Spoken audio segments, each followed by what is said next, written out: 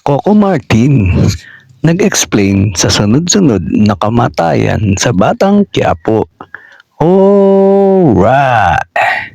Nag-explain ang king of teleserye na si Coco Martin kung bakit nagdesisyon ang production ng FBJ Batang Quiapo na patayin ng ilang pangunahing karakter sa serye. Shock ang mga sunod-sunod ng biglang mamamatay ang mga karakter ni Lena na ginampanan ni Mercedes Cabral at Ninoy played by Lou Veloso at marami pang iba. Hindi raw kasi nila akalain na magsusunod-sunod ang pamamaalam ng mga nabanggit na karakter lalo pat magpapasko at bagong taon pa. Paliwanag ni Coco sa panayam ng ABS-CBN, ang mga nakakaloka at nakakabiglang mga kaganapan sa Batang Quiapo ay bahagi talaga ng kwento. Yun talaga yung flow ng kwento. Kumbaga, hinog na siya. Gusto ko kahit December o kahit anong yung okasyon, gusto ko dire-diretso. Kasi buo yung kwento.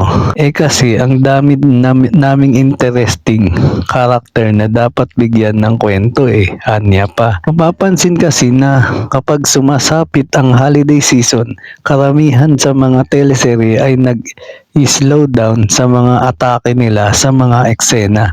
Pero iba ang nais mangyari ni Coco.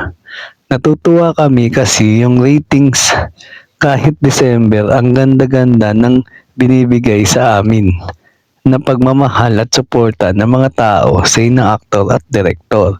Bukod dito, ngayon pa lang ay pinaghahandaan na ni Coco at ang buong production team ng mga pasabog nila sa 2025. Magdiriwang na ang second anniversary sa February ang kanilang teleserye kaya dapat daw ay mabigyan nila ng mas malaki at mas nakakagulat na mga eksena sa bawat episode.